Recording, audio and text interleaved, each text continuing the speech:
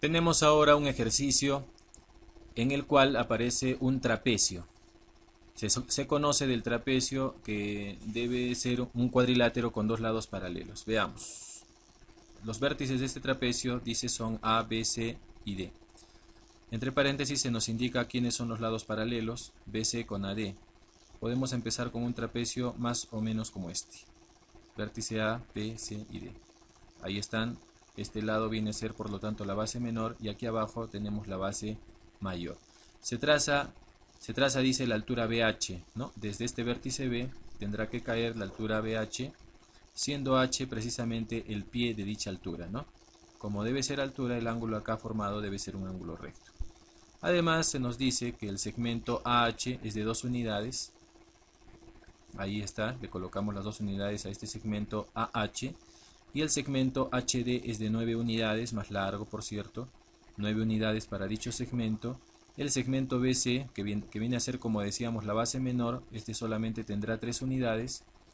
Y aquí tenemos un dato en el que participan ángulos, ¿no? La medida del ángulo A, aquí en este vértice, es, dice, el doble de la medida del ángulo D, el ángulo aquí. Como no se conoce las medidas de estos ángulos, podemos asignarle a este, por ejemplo, alfa. Pero si a este le asignamos alfa, como te darás cuenta, el otro queda con 2 alfa, ya que según el dato, este ángulo debe ser el doble. Por eso si acá hemos puesto alfa, el otro debe ser 2 alfa.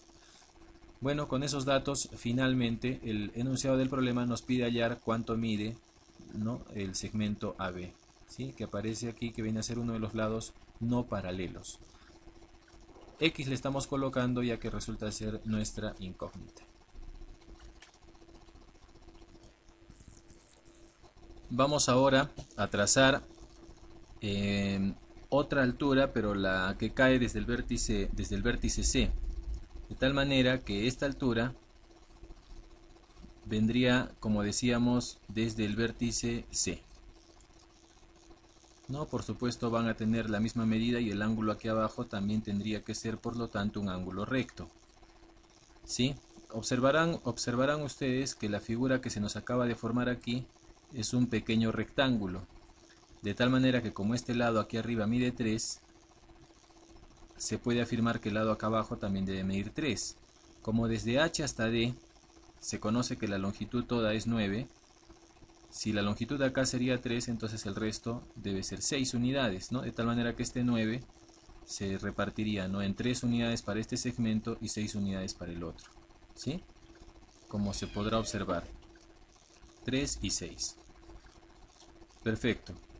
Ahora acá viene un trazo auxiliar para aprovechar que el ángulo en el vértice A es el doble del ángulo en el vértice D. Lo que vamos a hacer es desde B trazar un segmento que tenga la misma longitud de este segmento CD, ¿no?, prolongando para ello la base, ¿no? O sea, vamos a prolongar nosotros esta base un poquito más y, como decíamos, vamos a trazar un segmento que sea igual a este segmento CD, ¿no? Eso se puede hacer, ¿sí?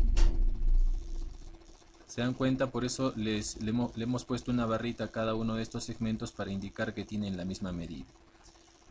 ¿Cuál es la ventaja de hacer esto?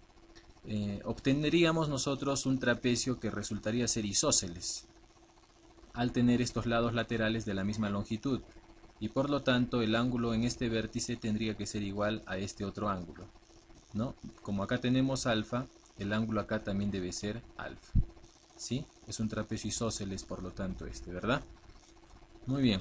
Ahora nos concentraríamos además en este pequeño triángulo que acá tiene alfa como uno de sus ángulos internos, sumado con este tendría que dar 2 alfa, ¿sí? Entonces, como aquí tenemos alfa, el ángulo acá debe ser otro alfa también, ¿no? Para que sea alfa más alfa, 2 alfa. Entonces, como es isósceles, si este lado mide x, eso por supuesto significa que este otro lado también debe medir x. Muy bien, ya estamos cerca de obtener nuestra respuesta. Solamente tenemos que aprovechar ahora dos triángulos que los vamos a pintar para que los observen mejor, ¿sí? Este triángulo que está pintado aquí con este otro. ¿Qué se puede afirmar de dichos triángulos? Pues efectivamente, ¿no? Dichos triángulos van a ser congruentes, van a tener las mismas medidas, ¿no? Y por lo tanto sus bases tienen que ser iguales, ¿no? La base de este triángulo debe ser igual con la base del otro, ¿no? Esta base tendrá que ser igual con la otra base. Por lo tanto obtendríamos una simple y pequeña ecuación, ¿no? Esta base sería x más 2, mientras que esta base sería 6 y deben ser iguales. X más 2 será igual a 6, de donde finalmente x es igual a 4.